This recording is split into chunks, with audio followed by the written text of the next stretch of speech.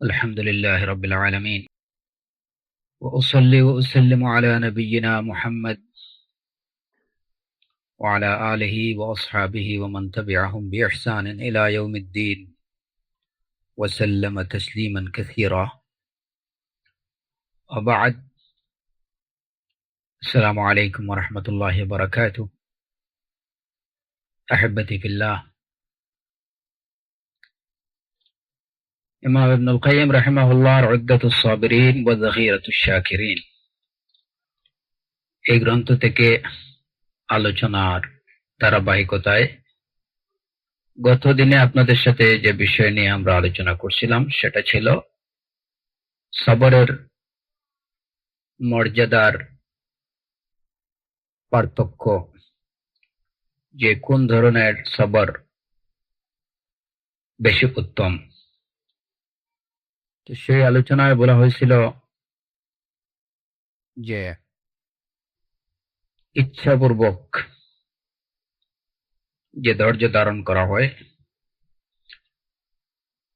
সেই ধৈর্য ধারণটাই এটাই হলো মর্যাদার দিক থেকে অধিক উত্তম, এবং এইটার জন্যই মানুষ প্রতিদান প্রাপ্ত হয়, সওয়াব প্রাপ্ত হয়। পক্ষান্তরে বাধ্যতামূলক ভাবে যে ধৈর্য ধারণ করতে হয়, যেটাকে সবরে ইজতিরারি বলা হয়, সেই সবর কাফির, মুসলিম, মুনাফিক, ফাসিক সবাই করতে বাধ্য। আর যে ধৈর্য ধারণটা মানুষ তার ইচ্ছার মধ্যে আছে, তার নিয়ন্ত্রণের মধ্যে আছে, যেটা সে চাইলে করতে পারে এবং চাইলে যেটা নাও করতে পারে, এমত অবস্থায় যদি কেউ আল্লাহ সুবহানাহু ওয়া তাআলার আওয়ামির বা তার আদিষ্ট বিষয়ে ধৈর্য ধারণ করে, আল্লাহ সুবহানাহু ওয়া তাআলার নিষেধকৃত বিষয় থেকে ধৈর্য ধারণ করে, তাহলে সে সওয়াব প্রাপ্ত হবে।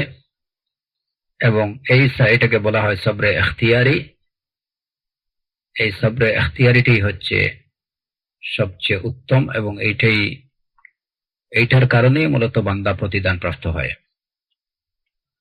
আজকের আলোচনা যে বিষয়বস্তু, এই বিষয়বস্তুটার সম্পর্কে আমি আপনাদের প্রথমেই বলে রাখি, বিষয়বস্তু আমরা 2 মিনিটের মধ্যেই শেষ করতে পারবো ইনশাআল্লাহ। মূল বিষয়বস্তুটা 2 মিনিটের মধ্যেই শেষ হবে। তবে পরবর্তী যে আলোচনাগুলো, এই আলোচনার মধ্যে ইলম আছে, কারণ আমরা সবাই জানি যে ইমাম ইবনুল কাইয়্যিম রাহিমাহুল্লাহ সহ আমাদের আহলুস সুন্নাহ ওয়াল জামায়াতের যে সকল উলামা মাশায়েখ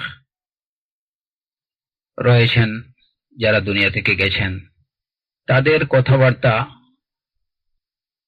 তাদের লিখনি, এসব কিছুর পরতে পরতে এই উম্মার জন্য বেনিফিট রয়েছে, এই উম্মার জন্য ইলম রয়েছে। এখানে যে সাধারণ লোকজন যারা, তাদের জন্য বোঝার জন্য বলছি আমি, যে তাদের বোঝার যে বিষয়টা, সেটা সেই হিসাবে যে বিষয়বস্তু, মূল বিষয়বস্তুটা খুবই সংক্ষিপ্ত। আর সেটা হচ্ছে যে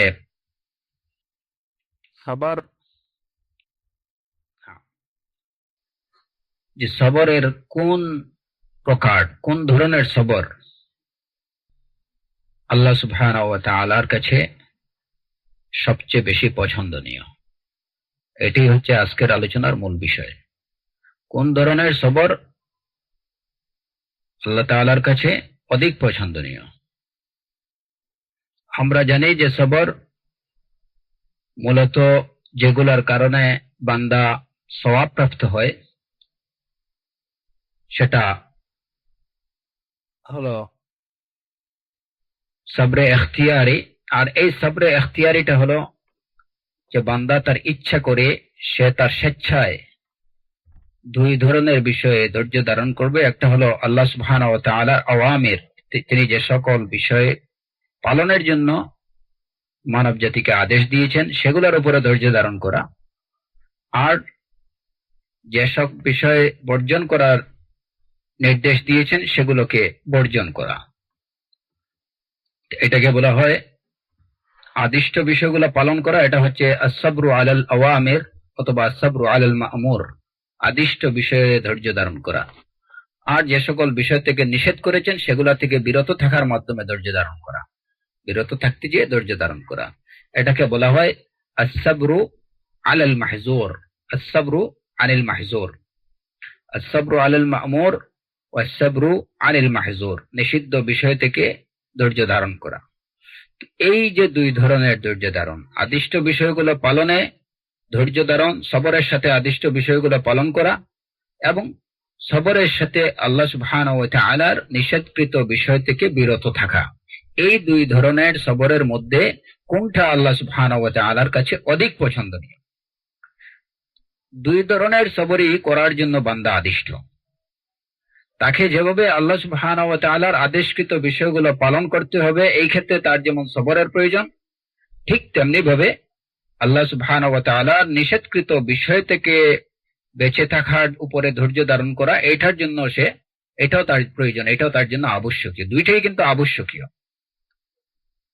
আস-সাবরু আলাল মা'মুর এটা যেমন আবশ্যকীয়, আস-সাবরু আনিল মাহজুর এটাও আবশ্যকীয়। এর মধ্যে কারো কোনো দ্বিমত নেই। এখন আজকের যে আলোচনা সেটা হচ্ছে যে এই দুই ধরনের মধ্যে, এই দুই ধরনের সবরের মধ্যে কোনটা আল্লাহ সুবহানাহু ওয়া তাআলার কাছে অধিক পছন্দনীয়, শুধু অধিক পছন্দনীয় যেটা, এই বিষয়টা নিয়ে আলোচনা। কিন্তু দুটো বিষয় আবশ্যকীয়। তো এই ক্ষেত্রে কারো কারো অভিমত হলো যে আস-সাবরু আনিল মাহজুর অথবা আস-সাবর আন মাহারিমিল্লাহ, আল্লাহ সুবহানাহু ওয়া তাআলা নিষেধকৃত বিষয় থেকে বেঁচে থাকার জন্য ধৈর্য ধারণ করা, সবর করা, এটা হচ্ছে উত্তম। এটা হলো কারো কারো অভিমত। এবং অন্য এক দলের অভিমত হলো যে না, আল্লাহ সুবহানাহু ওয়া তাআলা যে সকল বিষয়ে পালনের জন্য নির্দেশ দিয়েছেন সেসব বিষয়ে পালনের উপরে ধৈর্য ধারণ করা, এটা হচ্ছে উত্তম। এই তো এটা কোনটা বেশি উত্তম? কেউ বলছেন যে আস-সাবরু আনিল মাহজুর এটা অধিক উত্তম, এবং কেউ কেউ বলছেন যে না, আস-সাবরু আলাল মা'মুর এটা অধিক উত্তম। এই মানে মত পার্থক্যটা এটা অধিক উত্তমের ব্যাপারে, কিন্তু দুইটাই আবশ্যকীয়। এর মধ্যে এ বিষয়ে কারো কোনো দ্বিমত নেই। এই হলো আলোচনার আজকে মূল বিষয়। সাধারণ মানুষের জন্য এতটুকু বুঝেই যথেষ্ট।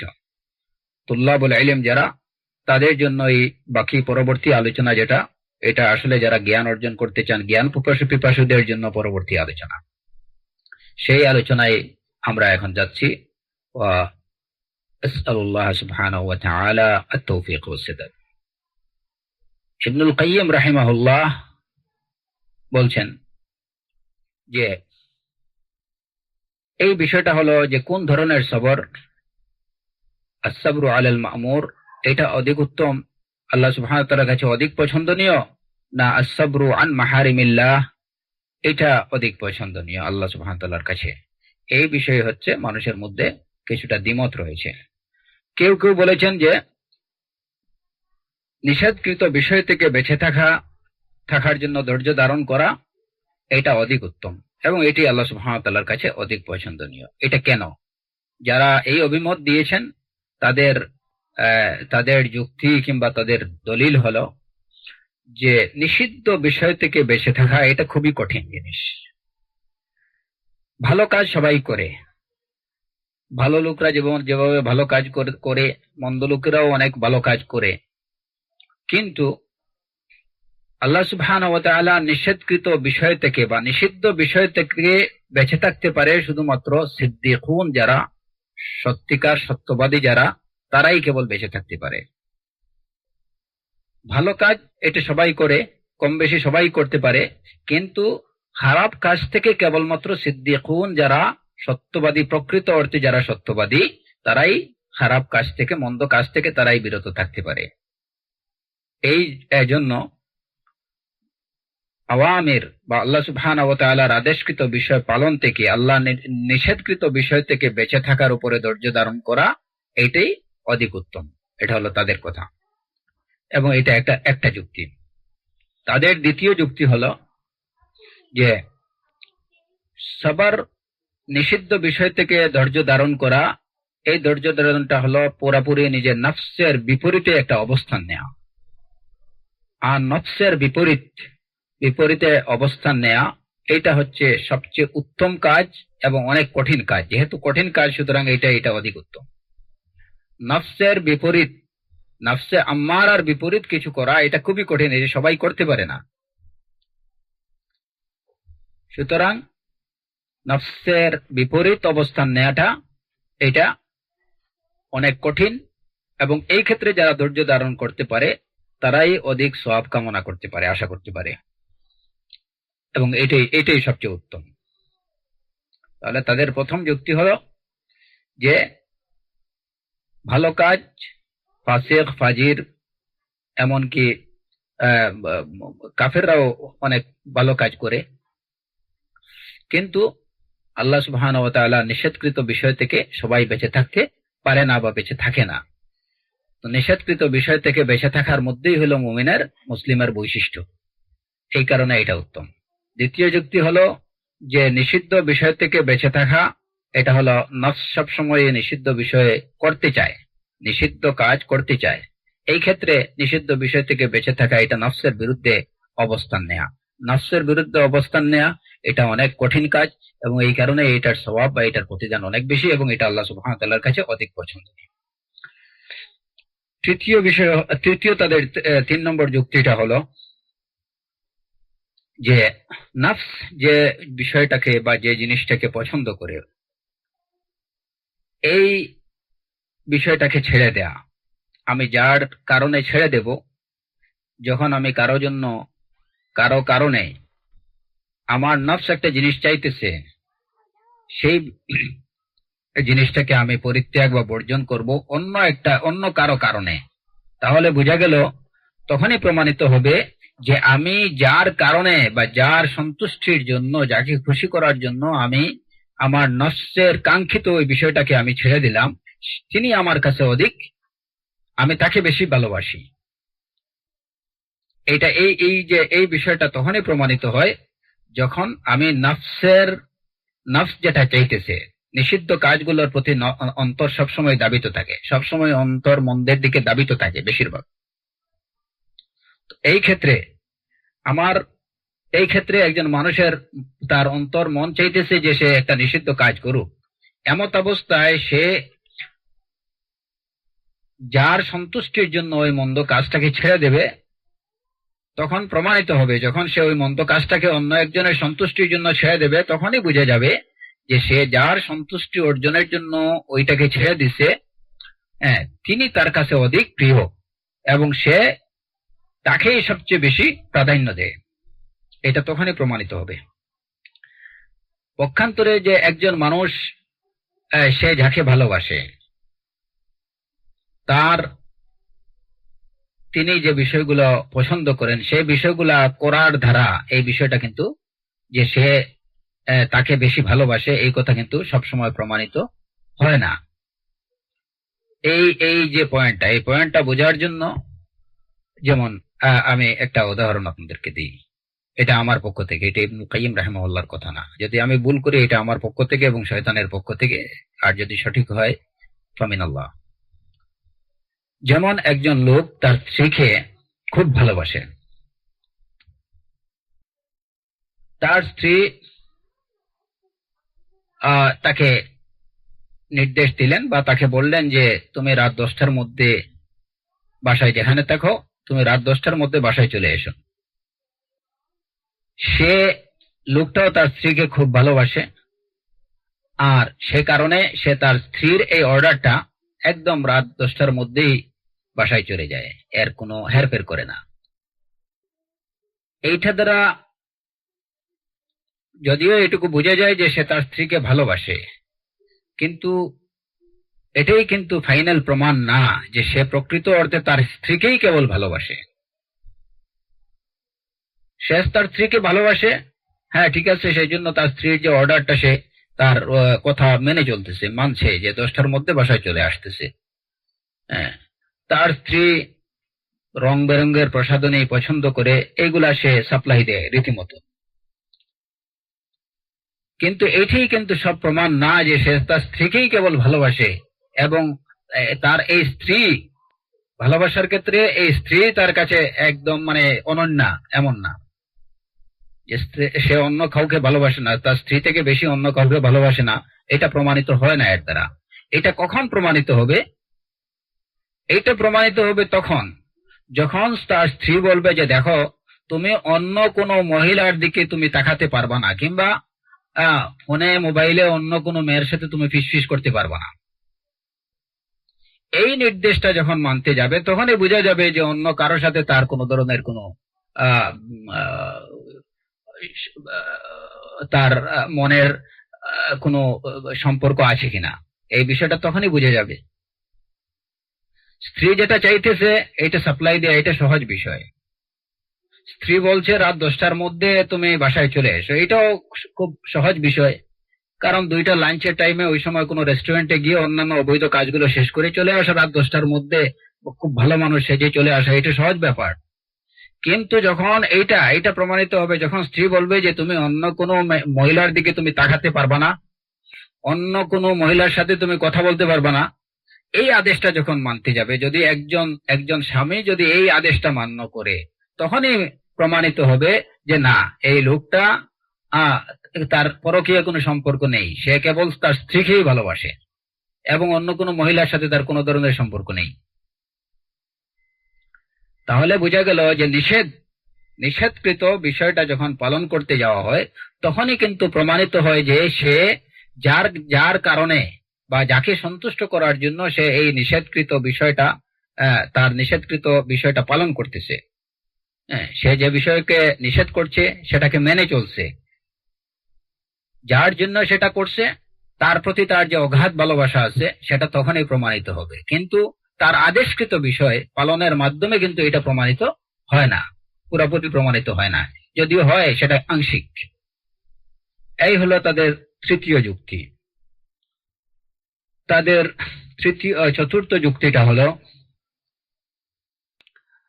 এবং এটা আসলে এই আগের এই যুক্তিটার সাথেই এটা সম্পর্কযুক্ত, যে কথাটা ইমাম আহমদ বিন হাম্বল রাহিমাহুল্লাহ বলছেন যে নবেলিটি বা প্রকৃত অর্থে যে ভদ্রতা, মুরুয়া, এটা কিসের মধ্যে?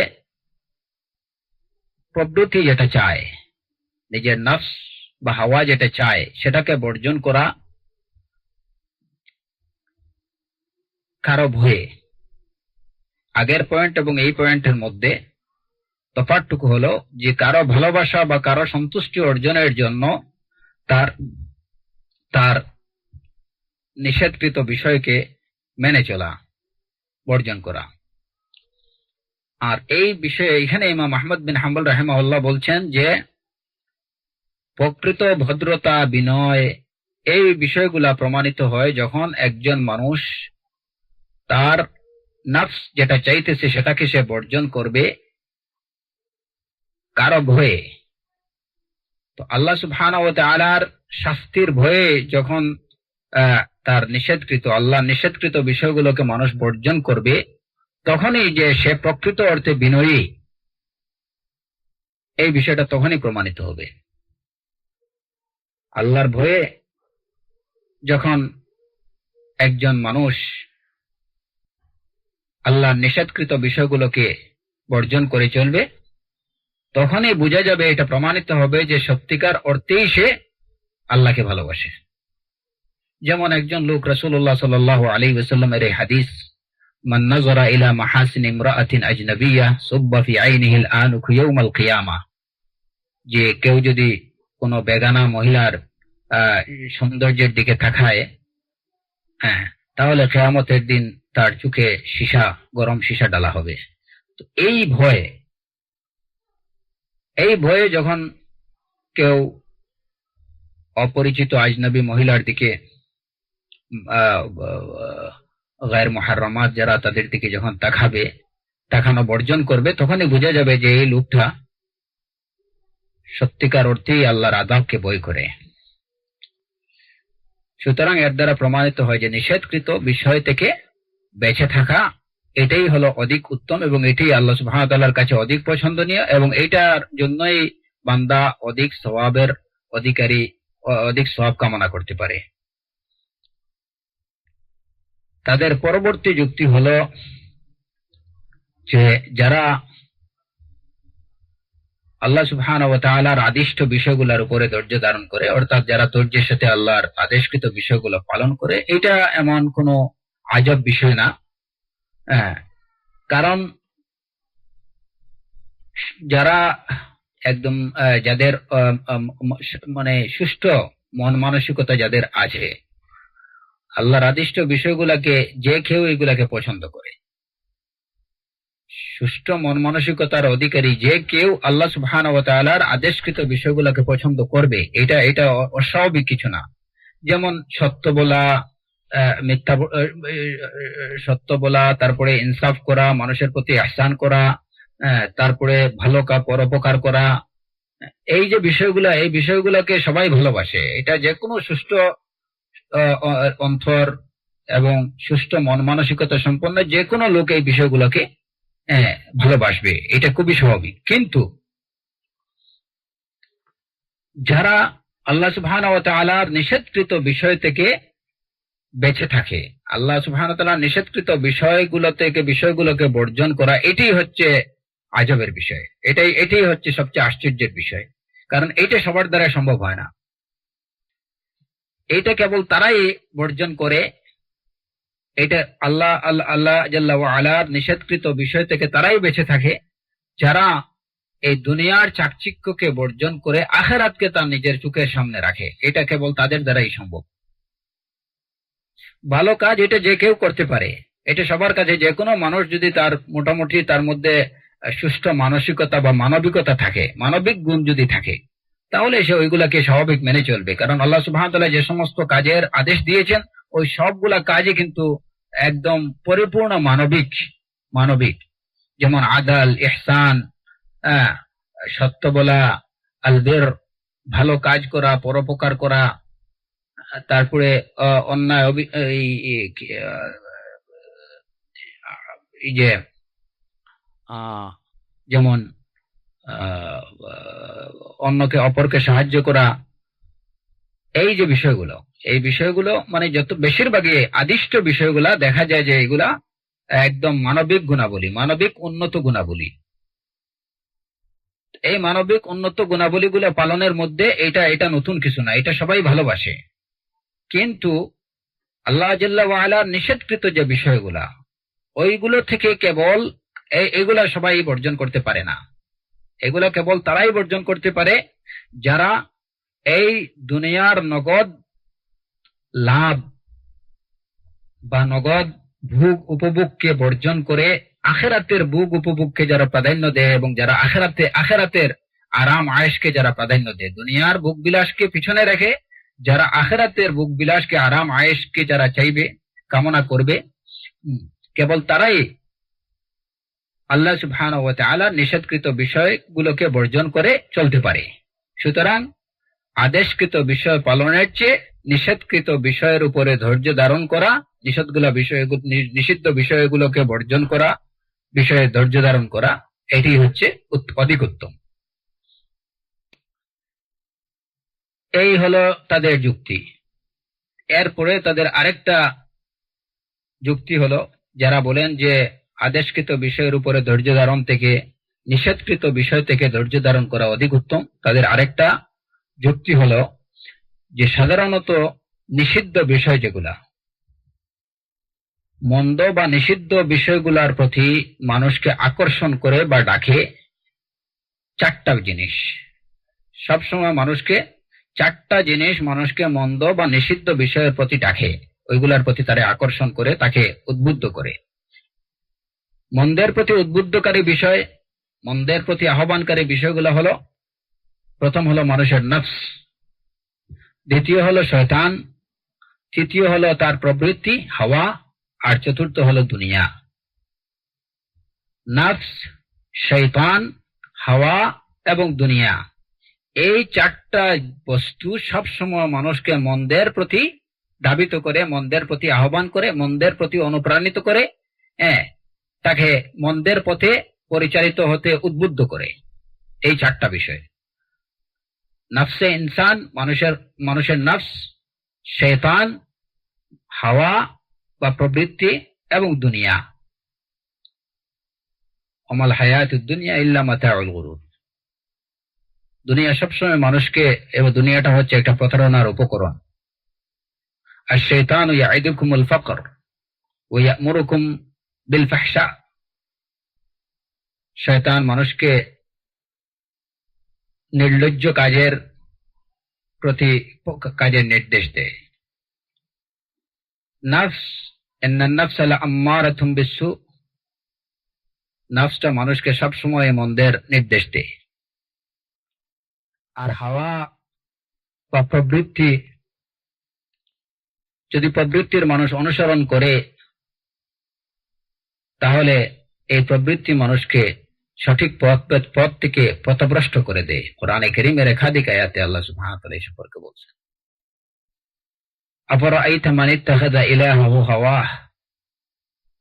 আল্লাহ সুবহানাহু ওয়া তাআলা কোরআনে কারীমে তার নবীকে বলছেন যে আপনি কি দেখেছেন ওই ব্যক্তিকে, মান ইত্তাখাযা ইলাহাহু হাওয়াহ, যে তার হাওয়াকে, যে তার প্রবৃত্তিকে তার ইলাহ বানিয়ে নিয়েছে।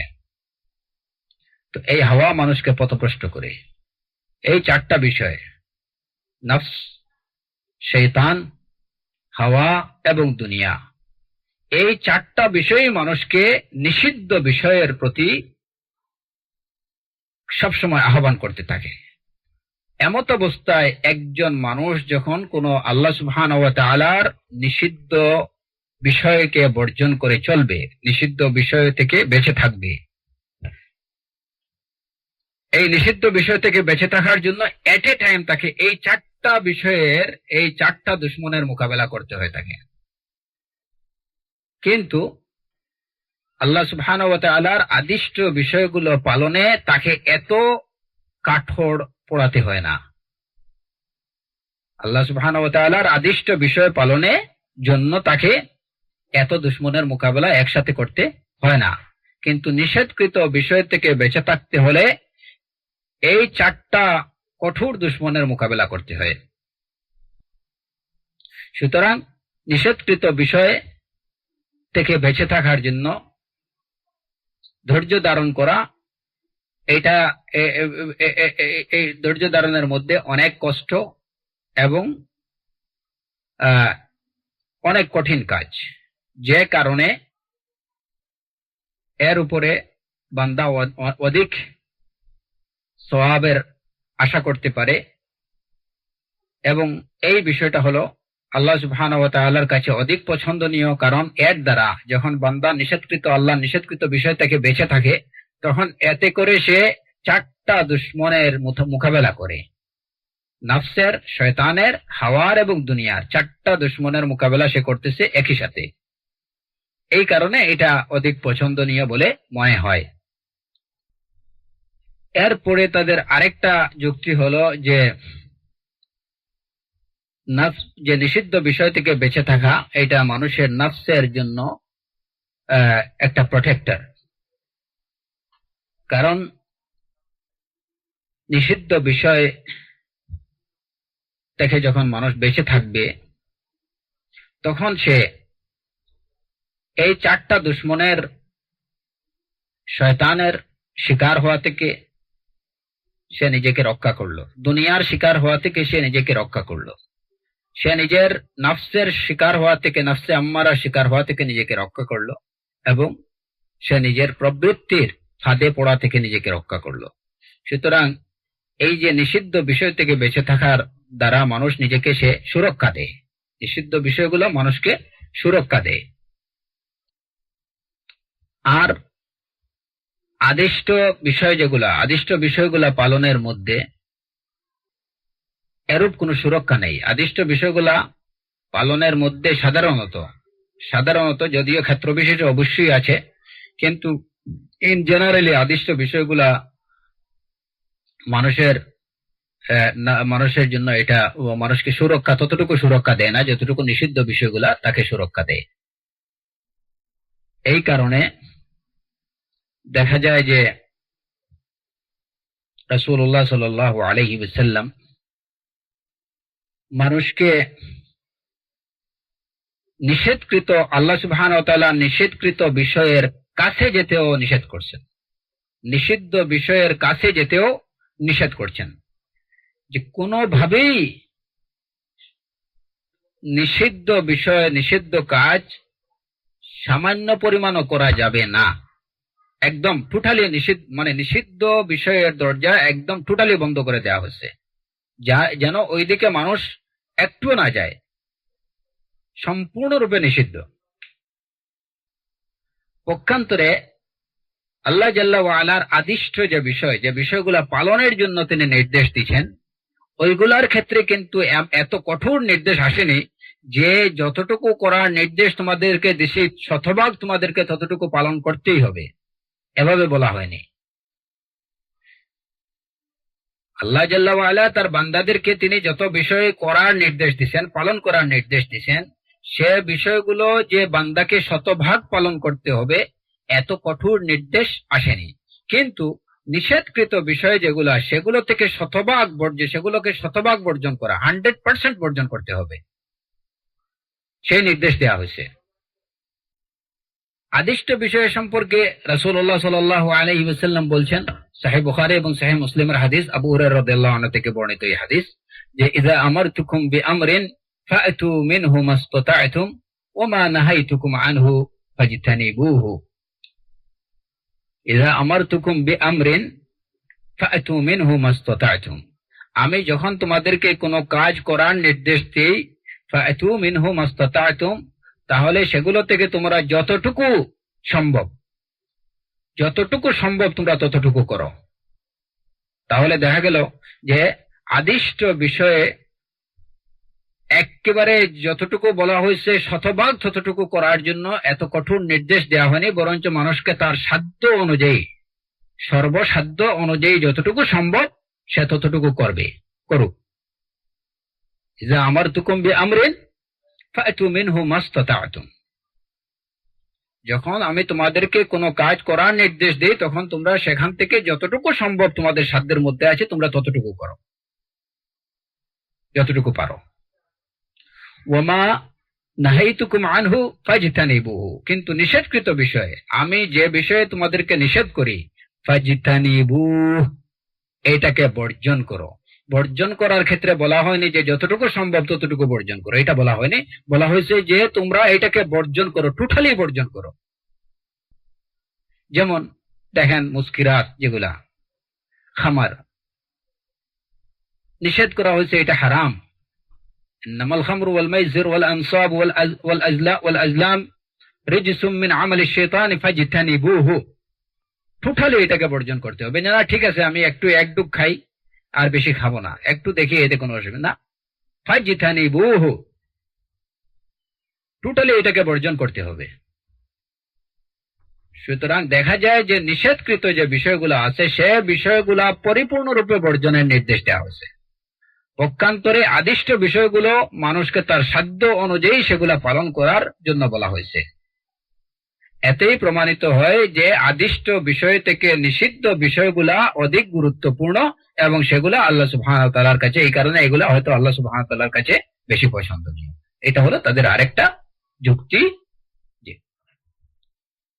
এরপরে তাদের আরেকটা যুক্তি হলো যে বেশিরভাগ শাস্তি যেগুলা, শরীয়ত নির্ধারিত শাস্তি যেগুলা, এই শাস্তিগুলা হয়ে থাকে নিষেধকৃত বিষয় করার কারণেই।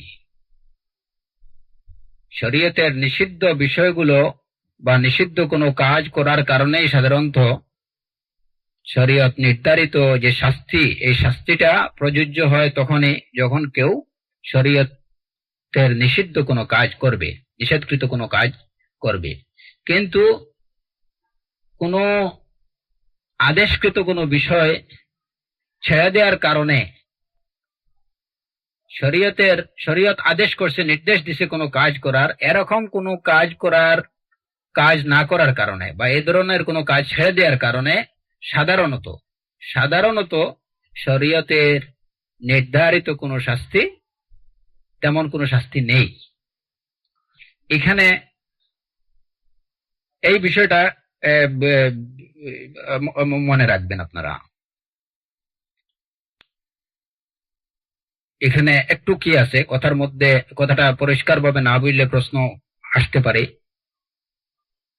সাধারণত আমরা বলছি যে আমি কারেন্ট চলে যাওয়ার কারণে এই সমস্যা হয়ে গেল। তো আমরা যে আলোচনায় ছিলাম যে যারা বলেন যে আল্লাহ নিষেধকৃত বিষয় থেকে ধৈর্য ধারণ এটা অধিক উত্তম, তাদের আরেকটা যুক্তি হলো যে দেখুন, সাধারণত শরীয়ত নির্ধারিত যে সকল শাস্তি, এই শাস্তিগুলো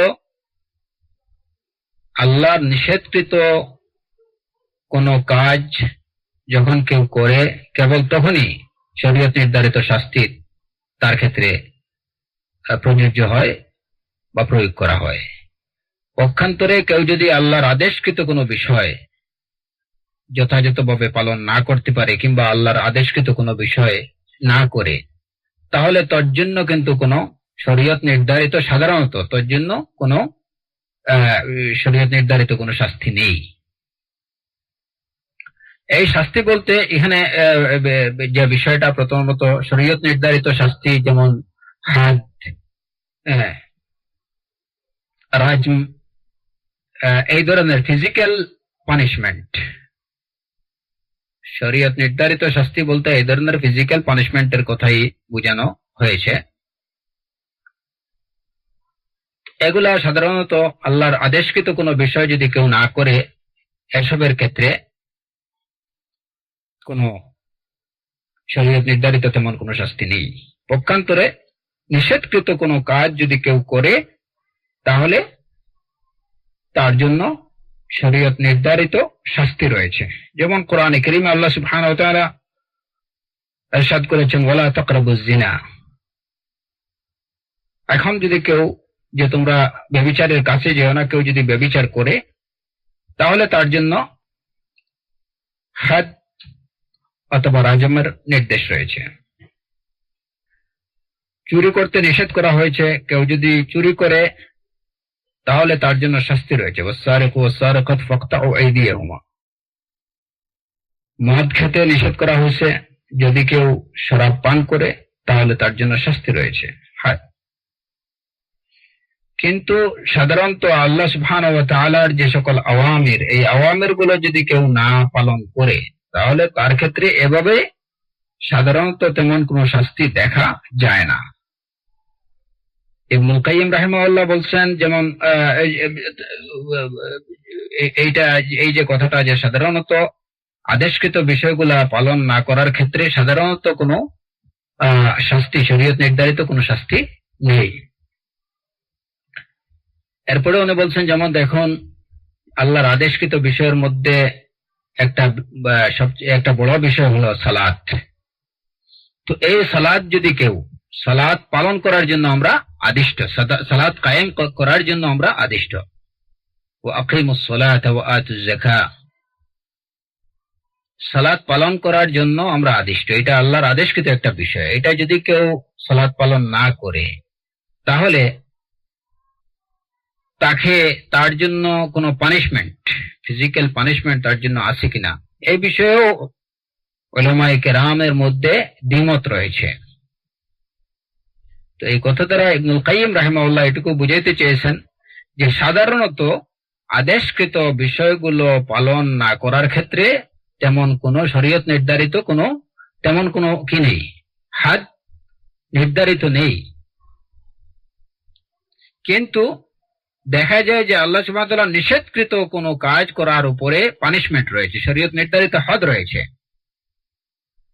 সালাতের বিষয়ে উলামাদের ইখতিলাফ, কেউ বলছেন যে কেউ যদি ইচ্ছাপূর্বক সালাত পরিত্যাগ করে কিংবা তাহলে তাকে হয়তো বন্দী রাখতে হবে, তাকে হত্যা করতে হবে। কিন্তু এই বিষয়ে উলামায়ে কেরামদের মধ্যে ইখতিলাফ। ইবনে কাইয়িম রাহিমাহুল্লাহ এইটুকু বলছেন যে এই যে বিষয়টা, এই একটা বিষয়ে এখানে যদিও পানিশমেন্টের কথা আছে, আল্লাহর আদেশ পালন না করার দরুন পানিশমেন্টের কথা আছে, কিন্তু এই বিষয়েও কিন্তু উলামায়ে কেরামরা সবাই একমত না, তাদের মধ্যে একটা দ্বিমত আছে। কিন্তু অন্যান্য নিষেধকৃত বিষয়ে যে সকল পানিশমেন্ট আছে, ওই সকল পানিশমেন্টের বিষয়ে সাধারণত উলামায়ে কেরামদের মধ্যে কোনো দ্বিমত নেই, বিষয়ে সবাই একমত। এই যে যুক্তি এবং এই যে দলিলগুলোর পরিপ্রেক্ষিতে কিছু সংখ্যক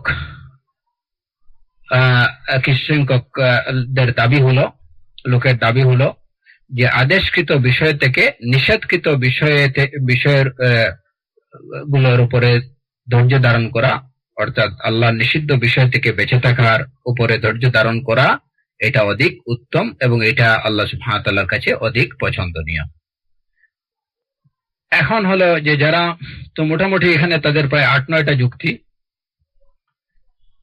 তাদের দাবির পক্ষে তারা উপস্থাপন করেন। আর যারা বলেন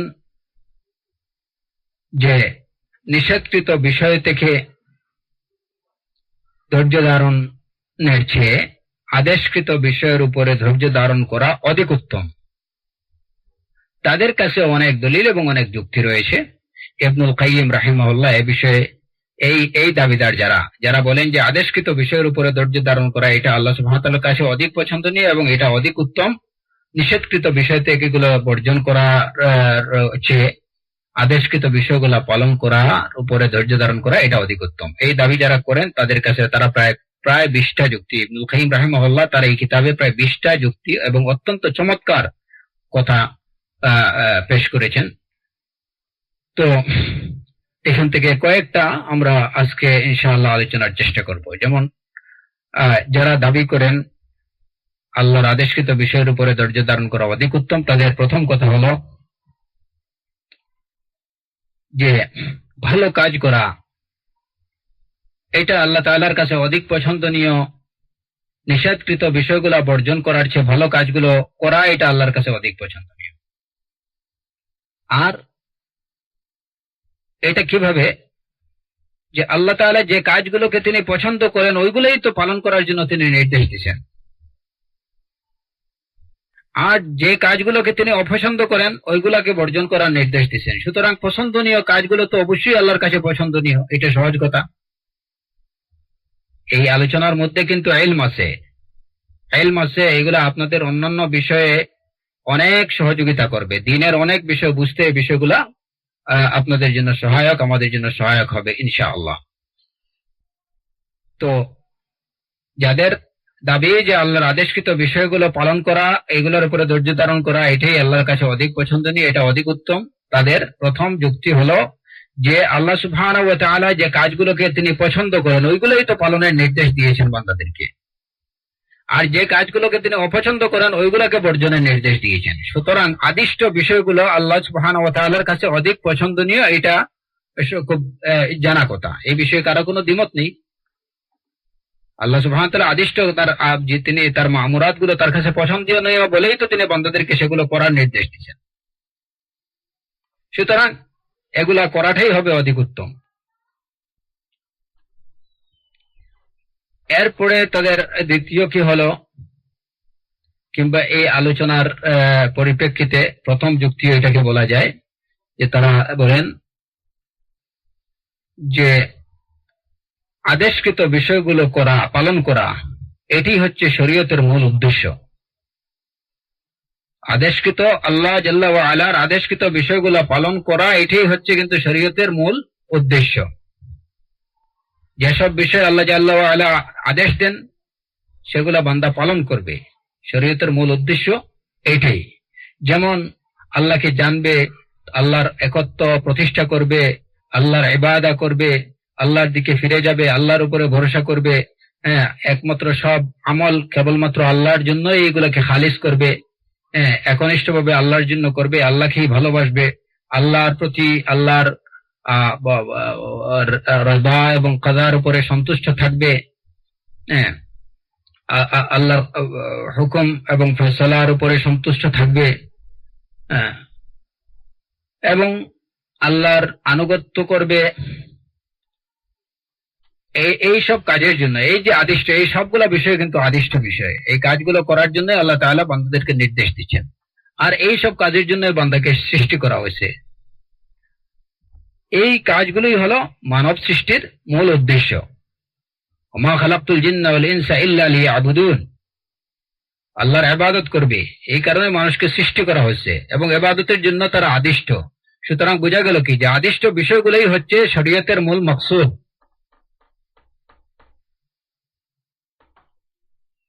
আর নিষিদ্ধ যে বিষয়গুলোকে নিষিদ্ধ করা হয়েছে, নিষেধ করা হয়েছে, এগুলা কিন্তু এগুলা মৌলিক না, এগুলা শরীয়তের মূল মকসুদ না, এগুলা হলো কি আনুষঙ্গিক, যাতে মানুষ বান্দা যাতে আল্লাহর আদেশগুলো সঠিকভাবে পালন করতে পারে, এর পথে যেন কোনো ধরনের অবস্টিকেল কিংবা কোনো প্রতিবন্ধকতা তৈরি না হয়, সেই প্রতিবন্ধকতা দূর করার জন্যই কিছু নিষিদ্ধ কি দেওয়া হয়েছে, কিছু বিষয়কে নিষিদ্ধ করা হয়েছে, যাতে এই বিষয়গুলা মানুষকে আল্লাহর আনুগত্যের পথে মানুষের জন্য প্রতিবন্ধক না হয়। মূল উদ্দেশ্য হলো মানুষ আল্লাহর আনুগত্য করবে, এটাই হচ্ছে মূল উদ্দেশ্য, শরীয়তের মূল উদ্দেশ্য এটাই। আর কিছু রেস্ট্রিকশন যেগুলো দেওয়া হয়েছে বা যে বিষয়গুলোকে নিষিদ্ধ করা হয়েছে, এগুলো করা হয়েছে যাতে মানুষ সঠিকভাবে আল্লাহর আনুগত্য করতে পারে, এই পথে যেন কোনো প্রতিবন্ধকতা দেখা না দেয়। সেই কারণে উদ্দেশ্য হলো মূলত মা'মুরাত যেগুলো, এগুলোই হলো আসলে শরীয়তের মূল উদ্দেশ্য, মূল মাকসুদ। মানহিয়াত এগুলা মা'মুরাতকে সঠিকভাবে পালনের জন্য সহায়ক হিসাবে এগুলাকে দেওয়া হয়েছে। আমরা দেখি শরীয়তের পালনকৃত বিষয়ে এখলাসের জন্য মানুষ আদিষ্ট, যে সে কেবলমাত্র একনিষ্ঠভাবে আল্লাহর ইবাদত করবে, এই ইবাদতটা হবে কেবল আল্লাহর জন্যই, অন্য কারো জন্য না। তো একনিষ্ঠভাবে এক আল্লাহর ইবাদতের জন্য মানুষ আদিষ্ট। তাকে রিয়া এবং সুমআ করতে নিষেধ করা হয়েছে। রিয়া এবং সুমআ এই দুইটা হলো নিষিদ্ধ বিষয়। এখন রিয়া বা সুমআ না করা এটা কিন্তু শরীয়তের মূল উদ্দেশ্য না। মূল উদ্দেশ্যটা কি? একনিষ্ঠভাবে এক আল্লাহর ইবাদত করা, এটাই হচ্ছে মূল উদ্দেশ্য। এবং মানুষ যাতে একনিষ্ঠভাবে এক আল্লাহর ইবাদত করতে পারে, এই পথে কোনো প্রতিবন্ধকতা যেন না দেখা দেয় এবং এর বিরোধী যে বিষয়গুলা, এই বিষয়গুলা থেকে যেন সে বর্জন করে সুন্দরভাবে সে আল্লাহর ইবাদত করতে পারে ইখলাসের সাথে, তার জন্য রিয়া এবং সুমআকে নিষিদ্ধ করা হয়েছে। তো এই রিয়া সুমআকে নিষিদ্ধ করার কারণ হলো যাতে যখন একজন মানুষ রিয়া এবং সুমআকে বর্জন করবে, তখন সে সুন্দরভাবে সহজভাবে ইখলাসের সাথে আল্লাহ সুবহানাহু ওয়া তাআলার ইবাদত করতে পারবে। এটা ওই আদিষ্ট বিষয়টা পালনে সহায়ক, কিন্তু রিয়া এবং সুমআ পরিত্যাগ করা এটা কিন্তু মূল মকসুদ না শরীয়তের। আচ্ছা, এরপরে দ্বিতীয় বিষয়টা তাদের যুক্তি হলো, যদিও ইবনুল কাইয়্যিম রাহিমাহুল্লাহ এখানে বিষয়গুলো আরো বেশ বিস্তারিত আলোচনা করছেন, আমি জিস্টটা আপনাদেরকে বলতেছি। দ্বিতীয় বিষয়টা হচ্ছে মুরাদগুলো, আল্লাহ সুবহানাহু ওয়া তাআলার আদেশকৃত বিষয়গুলোর সম্পর্ক হলো আল্লাহর মারিফতের সাথে, তাওহীদের সাথে, আল্লাহ ইবাদতের সাথে, আল্লাহ জিকির, শুকর, আল্লাহর মুহাব্বা, আল্লাহর উপরে তাওয়াক্কুল, আল্লাহর প্রতি ভয়, আল্লাহর দিকে প্রত্যাবর্তন, এইসব বিষয়ের সাথে হলো মা'মুরাতের সম্পর্ক। আদিষ্ট বিষয়গুলা, শরীয়তের মধ্যে আদিষ্ট বিষয় যেগুলো আছে সেগুলোর সম্পর্ক হলো এসব বিষয়ের সাথে। আল্লাহ সুবহানাহু ওয়া তাআলা মারিফতের সাথে, তাওহীদের সাথে, ইবাদতের সাথে, জিকির, শুকর, মুহাব্বা, তাওয়াক্কুল, ইনাবা, এইসব বিষয়ের সাথে হলো মা'মুরাতের সম্পর্ক। যেমন দেখেন, সালাত এটা হচ্ছে কি আল্লাহ সুবহানাহু ওয়া তাআলার জিকির, সালাত এটা হচ্ছে ইবাদা। তারপরে সিয়াম এটা হচ্ছে ইবাদা, যাকাত এটা হচ্ছে ইবাদা, তিলাওয়াতুল কোরআন এটা হচ্ছে জিক্রুল্লাহ। এইভাবে যত আদিষ্ট যত বিষয় আছে দ্বীনে ইসলামের মধ্যে পালন করার জন্য, যত সব বিষয় পালন করতে আদেশ দেওয়া হয়েছে, দেখা যায় যে প্রত্যেকটা বিষয় কিন্তু এটা ইবাদত, জিকির, আল্লাহর শুকুর, আল্লাহর মুহাব্বা, আল্লাহর প্রতি তাওয়াক্কুল, আল্লাহর প্রতি ইনাবা, এই বিষয়গুলোর মধ্যে ঘুরপাক খাচ্ছে। তো মোট কথা হলো যে আদিষ্ট বিষয়গুলোর সম্পর্ক কার সাথে? এটা আল্লাহ সুবহানাহু ওয়া তাআলার জাতের সাথে সম্পর্ক। ইবাদত কার জন্য? আল্লাহ সুবহানাহু ওয়া তাআলার জন্য। জিকির আমরা কার জন্য করি? আল্লাহর জিকির করি। শুকর কার? আল্লাহ সুবহানাহু ওয়া তাআলার। আমরা কার উপরে তাওয়াক্কুল করি? আল্লাহর উপরে। আমরা ইনাবত করি কার প্রতি? আল্লাহর প্রতি। সুতরাং আদিষ্ট বিষয়গুলোর সম্পর্ক হলো আল্লাহ রাব্বুল আলামিনের জাতের সাথে, তার আসমা এবং সিফাতের সাথে। আর নিষিদ্ধ যে বিষয়গুলো, সেই নিষিদ্ধ বিষয়গুলোর সম্পর্ক হইল ওই নিষেধকৃত বিষয়ের সাথে। নিষিদ্ধ বিষয়গুলোর সম্পর্ক হলো নিষেধকৃত বিষয়ের সাথে, আর আদেশকৃত বিষয়ের সম্পর্ক হলো আল্লাহ জাল্লা ওয়া আলার সাথে। যেমন দেখেন, জিনা করতে নিষেধ করা হয়েছে, ব্যভিচার নিষিদ্ধ। এই ব্যভিচারের সম্পর্ক কিসের সাথে? ব্যভিচারের সম্পর্ক হলো একটা মানুষের সাথে। খামার মুস্কিরাতের সম্পর্ক ওই ওই উপাদানের সাথে। সুদ ঘুষ এইগুলার সম্পর্ক ওই ওই বস্তুর সাথে। পক্ষান্তরে যত সব আদেশকৃত বিষয় আছে সবগুলোর সম্পর্ক হলো আল্লাহ রাব্বুল আলামিনের সাথে। সুতরাং তাদের দাবি হলো যে যে বিষয়ের সম্পর্ক আল্লাহ রাব্বুল আলামিনের সাথে, যে বিষয়গুলোর সম্পর্ক আল্লাহ রাব্বুল আলামিনের আসমা এবং সিফাতের সাথে, সে বিষয়গুলো তো অবশ্যই অধিক উত্তম ওই সমস্ত বিষয় থেকে যে বিষয়গুলোর সম্পর্ক হলো অন্যান্য জাগতিক বিষয়ের সাথে।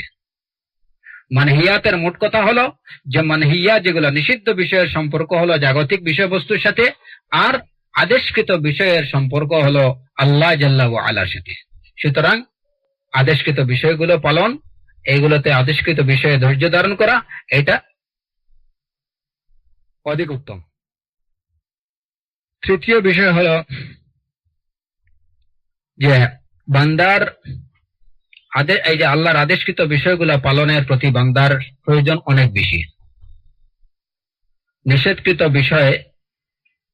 বিষয়ের উপরে ধৈর্য ধারণ থেকে, নিষেধকৃত বিষয় থেকে ধৈর্য ধারণের চেয়ে আল্লাহ রাব্বুল আলামিনের আদেশকৃত বিষয়ের উপরে ধৈর্য ধারণ করার প্রয়োজনীয়তা বান্দার জন্য অনেক বেশি। যেমন কিভাবে? যেমন তাওহীদ, ইখলাস, উবুদিয়্যাহ, আল্লাহর মুহাব্বা, আল্লাহর আনুগত্য, এই সমস্ত বিষয়গুলোর প্রয়োজন অনেক বেশি। এইগুলো একদম ম্যান্ডেটরি। অবশ্যই একজন মানুষকে তাওহীদ প্রতিষ্ঠা করতে হবে, তার আমলে ইখলাস অবশ্যই থাকতে হবে, একমাত্র আল্লাহর ইবাদত করতে হবে, ভালোবাসতে হবে কেবল আল্লাহকে, আনুগত্য করতে হবে আল্লাহ এবং তার রাসূলের। এই সব বিষয়গুলো হলো আদিষ্ট বিষয়, এবং এইগুলা হলো একদম মানে ওয়াজিব বিষয়। অবশ্যই সেগুলা পালন করতে হবে। তো এইগুলার প্রয়োজনীয়তা তার অনেক বেশি, কারণ এই বিষয়গুলা এটা তার নিজের নফসের জন্য প্রয়োজন, তার নিজের নফসের জন্য প্রয়োজন। যদি কেউ এই বিষয়গুলা পালন না করে তাহলে সে নিজেকে ধ্বংসের মুখে ঠেলে দেবে। আর যেমন দেখা যায় যে এটা তার কালব, তার রূহ, এগুলোকে সঠিক সুস্থ রাখার জন্য এই বিষয়গুলা আবশ্যকীয়। যেমন খাদ্য এবং পানীয় একটা শরীরের জন্য প্রয়োজন, একজন মানুষের জন্য তাওহীদ প্রতিষ্ঠা করা, আল্লাহর ইবাদত করা, এইসব বিষয়গুলো এর চেয়েও 1000 গুণ বেশি প্রয়োজন। কারণ একজন মানুষ, সে প্রকৃত অর্থে মানুষ কি দিয়ে? তার রূহ দিয়ে, তার কলব দিয়ে, তার শরীর দিয়ে না। যেমন একজন আরবি কবি বলছেন, ইয়া খাদিমাল জিসমি কাম তাশকা বিখিদমাতিহি ফাআনতা বিল কলবি লা বিল জিসমি ইনসানু। আমরা যে কথাই ছিলাম যে একজন আরবি শায়র যেমন বলছেন, ইয়া খাদিমাল জিসমি তাশকা বিখিদমাতিহি ফাআনতা বিল কলবি লা বিল জিসমি ইনসানু। যে হে শরীরের খিদমতকারী, তুমি আসলে এই যে শরীরের খেদমত আর কত তুমি গুরুত্ব হবা, আর কত তুমি দুর্বল হবে। তুমি তো আসলে কালব দ্বারা, তুমি অন্তরের দ্বারাই তো তুমি প্রকৃত অর্থে মানুষ। তুমি তো শরীর একটা অবয়ব আছে, অবয়বের দ্বারা তো তোমার পরিচয় অবয়বের দ্বারা না, তুমি অবয়বের জিসমের দ্বারা, শরীরের দ্বারা তুমি মানুষ না, তুমি কলবের দ্বারাই তুমি মানুষ। সুতরাং শরীরের খেদমত করে কোন ফলিক যৌগিকগুলো বানাবে। মানুষের প্রকৃত পরিচয় তার কল্ব দিয়ে, মানুষের বৈশিষ্ট্য তার কল্বের মধ্যেই। সুতরাং এখানে যে কথাটা যারা বলেন যে আল্লাহ জাল্লা ওয়া আলার আদিষ্ট বিষয়গুলো পালন হলো অধিক উত্তম নিষেধকৃত বিষয়গুলো বর্জন থেকে, তো তাদের এই কথার পক্ষে তারা যে যুক্তি উপস্থাপন করেন সেটা হচ্ছে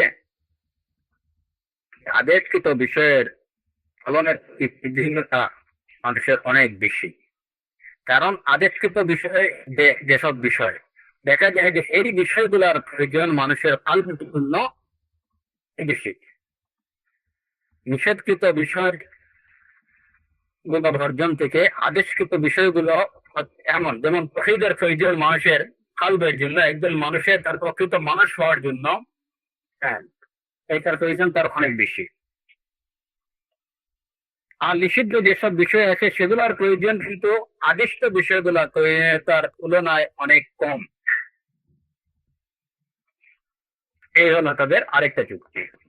তাদের চতুর্থ যুক্তি হলো যে, সেটা আমরা ইতিমধ্যে এই বিষয়ে কিছু আলোচনা করেছি, যে মানে হিয়াত গুলো, নিষিদ্ধ বিষয়বস্তুগুলোকে পরিত্যাগ করা, এগুলা সাধারণত প্রোটেকশনের জন্য, এগুলো মানুষকে প্রোটেক্ট করে। আর আদেশকৃত বিষয়গুলো হলো এমন যেগুলো মানুষকে নিষেধকৃত বিষয়গুলো হলো এটা এটা যেমন অনেকটা বাউন্ডারির মতো, যে বাউন্ডারি দেয়ালে এর ভিতরে হয়তো এই বাউন্ডারি দেয়ালটা টপকে এখানের ভিতরে কোনো দুশ্মন আসতে পারবে না, এটা মিন বাবিল হিমিয়া, সুরক্ষা। আর আদেশকৃত বিষয়গুলো পালনের মধ্যে হচ্ছে একজন মানুষের প্রকৃত শক্তি পায়, সে নিজেকে সুরক্ষা দেওয়ার যে শক্তি, এই শক্তিটা আদেশকৃত বিষয়গুলোর মাধ্যমে মানুষ করতে পারে। নিষেধকৃত বিষয়গুলো তাকে সেই শক্তি যোগানে সহযোগিতা করে। কিন্তু যেমন একজন লোক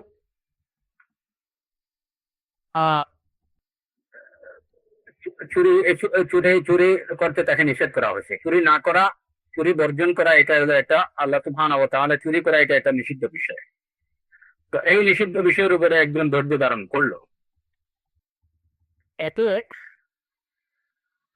এর দ্বারা সে অনেক মাহারিম থেকে বেঁচে থাকার পথ তার জন্য সহজ হলো ঠিকই, কিন্তু আল্লাহর সন্তুষ্টি অর্জনের পথ, এর দ্বারা সে আল্লাহ সন্তুষ্টি অর্জনের পথ কিন্তু প্রকৃত অর্থে পেল না। আল্লাহ সন্তুষ্টি অর্জনের জন্য যে বিষয়গুলো, সেগুলো হচ্ছে আদিষ্ট বিষয়, ওই বিষয়গুলা পালনে তাকে সাহায্য করে নিষিদ্ধ বিষয়গুলোকে বর্জন করা। এখন একটু চুরি করা বর্জন করলো, চুরি ঠিকই করেনি, কিন্তু এতে কি হলো, সে আরো অন্য কাজ করতেছে,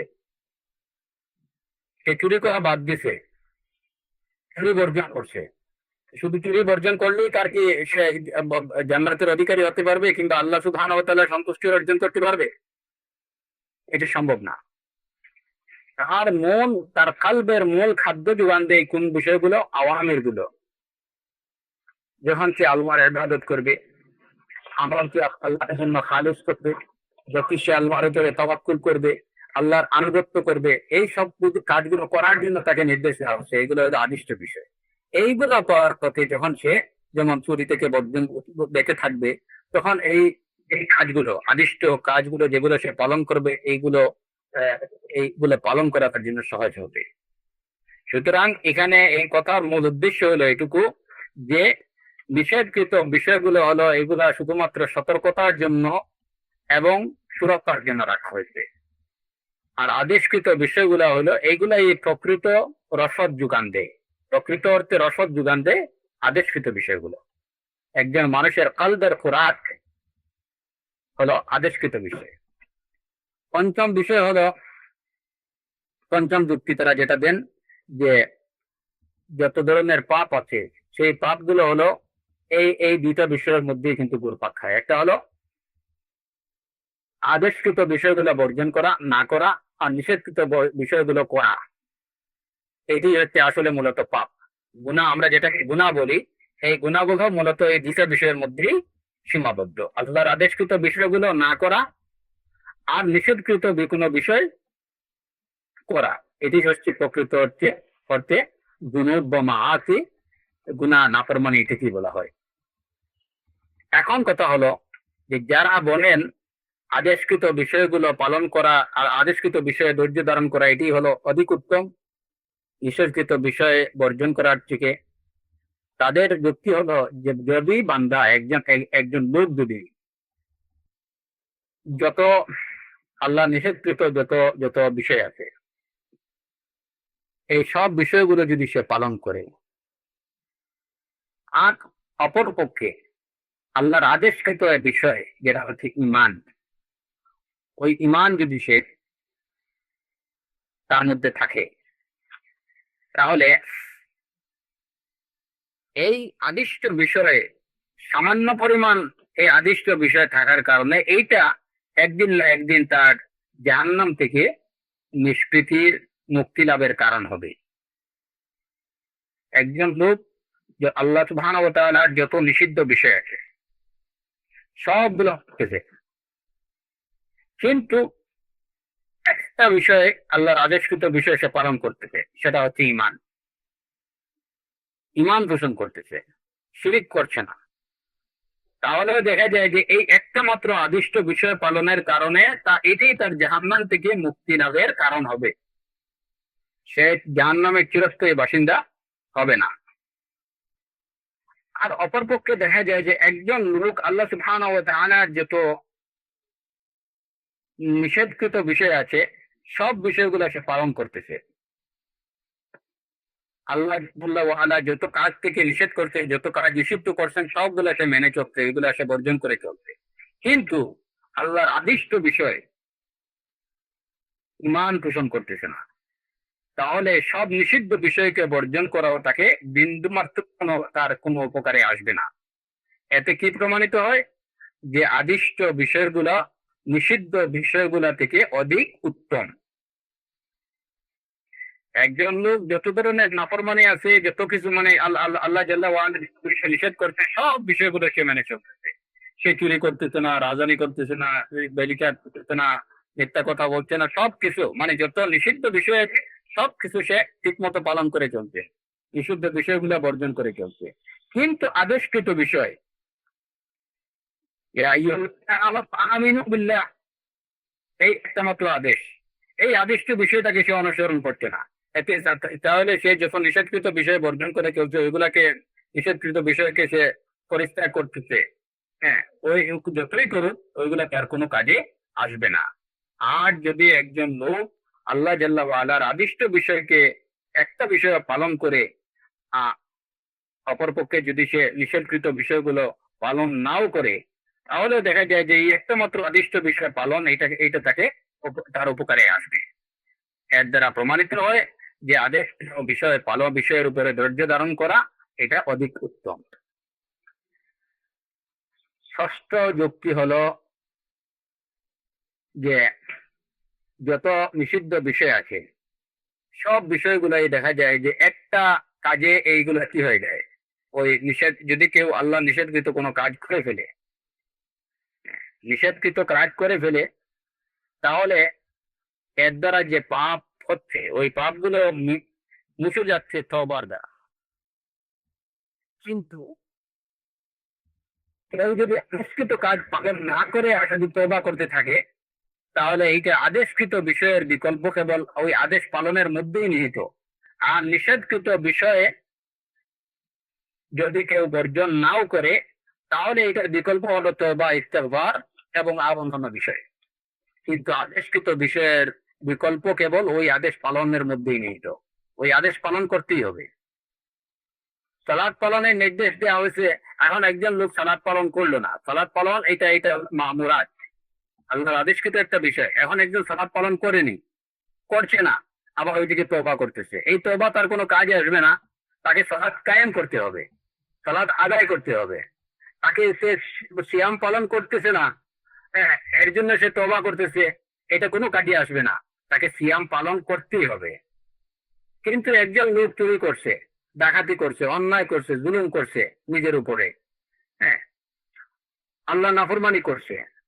এখন যদি সে তওবা করে আল্লাহ রাব্বুল আলামিনের কাছে তওবা করে নেয়, তাহলে তার এই গুণগুলো আল্লাহ সুবহানাহু ওয়া তাআলা ক্ষমা করে দেবেন। তাহলে বোঝা গেল যে নিষিদ্ধ বিষয়গুলো এইগুলোর একটা বিকল্প আছে, কিন্তু আদেশকৃত বিষয়ের কোনো বিকল্প নেই।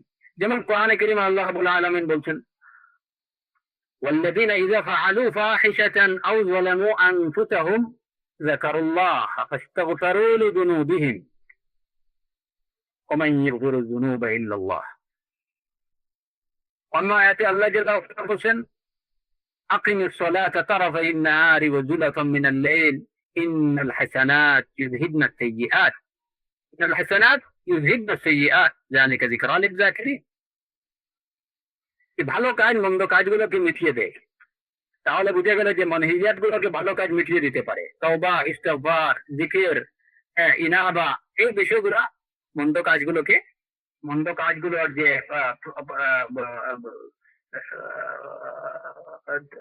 যে গুনাহ, মন্দ কাজের গুনাহ এগুলোকে দূর করে ফেলে। কিন্তু ভালো কাজের আদিষ্ট কাজ যেগুলো, যে কাজগুলো করার জন্য আল্লাহ জাল্লাহু ওয়া তাআলা নির্দেশ দিয়েছেন তার বান্দাদেরকে, এই কাজের বিকল্প ওই কাজই করতে হবে।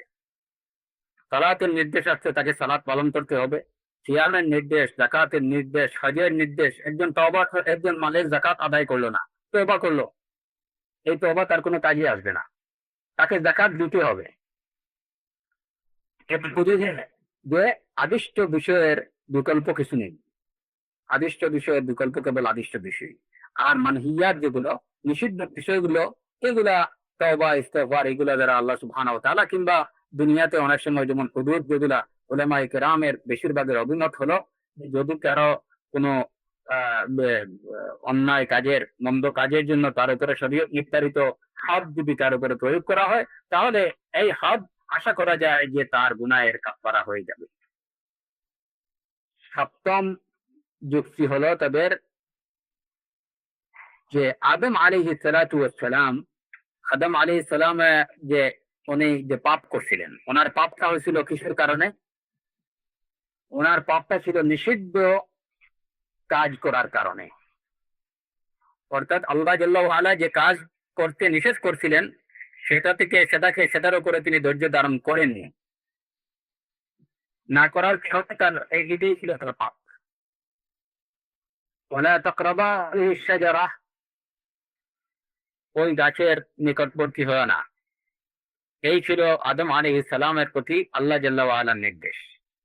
তো ওই নির্দেশটা আদম আলাইহিস সালাম বিল হিকমাল ইলাহিয়া, যেটাই হোক, এর মধ্যে হয়তো আল্লাহ জাল্লাহু আলার অবশ্যই হিকমা ছিল। তিনি এই নির্দেশকে সঠিকভাবে পালন করতে পারেননি। আল্লাহ জাল্লাহু আলা তাকে নিষেধ করছেন যে তুমি ওই গাছের কাছে গিয়ে না। তার নিষেধকৃত এই বিষয়ের উপরে তিনি ধৈর্য ধারণ করতে পারেননি, তিনি ওই গাছের কাছে চলে গেলেন, ওইটা থেকে তিনি খেয়ে ফেললেন। فأكلا منها فبدت لهما سوآتهما وطفقا يخصفان عليهما من ورق الجنة وعصى آدم ربه فغوى। কোরআনে কারীমে আল্লাহ সুবহানাহু ওয়া তাআলা বলেন যে তিনি এই নিষিদ্ধ গাছের ফল খেয়ে ফেললেন, এভাবেই আদম আল্লাহ নাফরমানি করলেন। এই যে আলাইহিস সালাম নিষেধকৃত বিষয়ে ধৈর্য ধারণ না করার কারণে ছিল তার গুনাহ। কিন্তু এর পরিণতি কি দেখা যায় যে এই নিষেধকৃত বিষয় থেকে বেঁচে থাকতে না কারণে যে গুনাহ হয়েছিল, আল্লাহ সুবহানাহু ওয়া তাআলা পরবর্তীতে তার এই গুনাহ ক্ষমা করে দেন, তার তওবা কবুল করে নেন এবং তাকে সঠিক পথ দেখিয়ে দেন। পক্ষান্তরে অন্যদিকে দেখা যায় যে ইবলিস যে গুনাহ করছিল, ইবলিসের গুনাহ ছিল কি? সে আল্লাহ রাব্বুল আলামিনের আদেশকে অমান্য করছিল, সে আদেশকৃত বিষয় পালন করেনি। আর এইটা ছিল এতই অপরাধনীয় অপরাধ যে এর থেকে ইবলিস কোনোভাবে নিষ্কৃতি লাভ করতে পারেনি এবং পারবে না। ওয়া ইন্না আলাইকা লাআনাতি ইলা ইয়াউমিদ্দিন, কিয়ামত পর্যন্ত আল্লাহর অভিশাপ, লানাত, অভিসম্পাদ তার উপরে। এতে কি প্রমাণিত হয় যে নিষেধকৃত কোনো কাজ যদি কেউ করে নেয় তাহলে তওবার দরজা খোলা আছে এবং এর দ্বারা সে আল্লাহ রাব্বুল আলামিনের ক্ষমা তফসির আশা করতে পারে। কিন্তু আদেশকৃত বিষয় যদি কেউ পালন না করে তাহলে এটা অত্যন্ত কঠোর অপরাধ। আল্লাহ জাল্লা ওয়া আলা ইবলিসকে নির্দেশ দিলেন আদম আলাইহিস সালামকে সিজদা করার জন্য। ইবলিস সেটা করেনি। এই আদেশকৃত বিষয়কে পালন না করার কারণে সে অভিশপ্ত হলো এবং চির অভিশপ্ত। আদম আলাইহিস সালাম একটা ভুল করলেন, কিন্তু এটা আদেশকৃত বিষয়ে পালন না করার দরুন না, ওইটা ছিল নিষেধকৃত বিষয়টাকে পালন না করার দরুন। ربنا ظلمنا أنفسنا وإن لم تغفر لنا وترحمنا لنكونن من الخاسرين فتلقى من ربه كلمات فتاب عليه। এই বাক্যগুলা দ্বারা আল্লাহর কাছে তিনি প্রত্যাবর্তন করলেন, তওবা করলেন। আল্লাহ সুবহানাহু ওয়া তাআলা তার তওবা কবুল করলেন এবং তাকে সঠিক প্রদান করলেন। এতে প্রমাণিত হয় যে আদেশকৃত বিষয়গুলো অত্যন্ত গুরুত্বপূর্ণ, নিষেধকৃত বিষয়গুলো কি। অষ্টম যুক্তিটা হলো এই বিষয়টা মোটামুটি অন্যান্য আলোচনার মধ্যে চলে আসছে যে আদেশকৃত বিষয়গুলো এগুলো আল্লাহ রাব্বুল আলামিনের কাছে অধিক পছন্দনীয় এবং নিষেধকৃত বিষয়গুলো এগুলো আল্লাহর অপছন্দনীয়, যে কারণে এগুলোকে নিষিদ্ধ করছেন। নবম যুক্তিটা হলো যে নিষেধকৃত বিষয় যেগুলো, এই বিষয়গুলো মানুষকে কেউ যদি আল্লাহ জাল্লা ওয়া আলা যত সব বিষয় নিষিদ্ধ করছেন সবগুলো বিষয়ে সে বর্জন করে মেনে চলে, তারপরেও সে এর দ্বারা আল্লাহ জাল্লা ওয়া আলা নৈকট্য লাভ করতে পারবে না যতক্ষণ পর্যন্ত সে না আল্লাহ রাব্বুল আলামিনের আদেশকৃত বিষয়গুলো পালন করছে। অর্থাৎ যতক্ষণ পর্যন্ত একজন মানুষ আল্লাহ আদেশকৃত বিষয়গুলো পালন না করবে ততক্ষণ পর্যন্ত সে যদিও নিষেধকৃত সব বিষয়গুলোকে সঠিকভাবে মেনে চলে কিন্তু সেটা তার কোনো কাজে আসবে না। যেমন একজন লোক নিষেধকৃত সব বিষয়ে বর্জন করলো, সবগুলা ঠিকঠাক মতো মেনে চললো, যা ছিল আল্লাহ সুবহানাহু ওয়া তাআলা নিষেধ করছেন সব কিছু সে বর্জন, সেগুলা সে পরিত্যাগ করলো, বর্জন করলো, এগুলাকে মেনে ফেললো, কিন্তু আল্লাহর আদেশকৃত বিষয় তাওহীদ প্রতিষ্ঠা করলো না, সালাত কায়েম করলো না, যাকাত আদায় করলো না, দেখা যাবে যে ওইগুলো তার কোনো কাজে আসবে না। সুতরাং আল্লাহর নৈকট্য অর্জনের জন্য প্রয়োজন হলো ফিআলুল মা'মুর।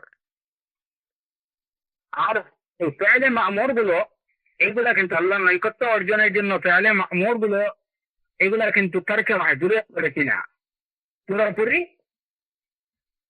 নির্ভরশীল না। বেশিরভাগ ক্ষেত্রে এই কথাটা কিন্তু আসলে মানে সর্বক্ষেত্রে না, বেশিরভাগ ক্ষেত্রেই যে আদেশকৃত বিষয়গুলো দ্বারা আল্লাহ জাল্লা ওয়া আলার নৈকট্য অর্জন করা যায় এইগুলো কিন্তু তারকে মাহজুরের উপরে নির্ভরশীল না। সালাতের দ্বারা একজন লোক আল্লাহ নৈকট্য অর্জন করতে পারে, সিয়ামের দ্বারা আল্লাহ জাল্লা ওয়া আলা নৈকট্য অর্জন করতে পারে। এই বিষয়গুলো হল আদিষ্ট বিষয়, এগুলোর জন্য নিষিদ্ধ বিষয়গুলা এগুলো দ্বারা নৈকট্য অর্জন করাটা নিষিদ্ধ বিষয়গুলোকে বর্জন করার উপরে নির্ভরশীল না বেশিরভাগ ক্ষেত্রে। কিন্তু প্রত্যেকটা নিষিদ্ধ বিষয়ের দ্বারা আল্লাহ জাল্লা ওয়া আলা নিষিদ্ধ বিষয়গুলা মেনে চলার মাধ্যমে আল্লাহ জাল্লা ওয়া আলা নৈকট্য অর্জন করা পুরোপুরি রূপে নির্ভরশীল আদেশকৃত বিষয় পালনের উপরে, পুরোপুরি নির্ভরশীল। আর আদেশকৃত বিষয় দ্বারা নৈকট্য অর্জন ক্ষেত্রে এগুলা নিষেধকৃত বিষয়গুলোকে বর্জনের উপরে নির্ভরশীল না। তবে হ্যাঁ, যেমন এটাও আমাদের স্মরণ রাখতে হবে, যেমন তাওহীদ, আমরা যেখানেই একমাত্র আল্লাহ জাল্লা ওয়া আলার ইবাদতের জন্য আদিষ্ট সেখানে তাগুতকে বর্জনের জন্য আমরা আদিষ্ট। তাগুতকে বর্জন করার উপরে তাওহীদের গ্রহণযোগ্যতা নির্ভরশীল।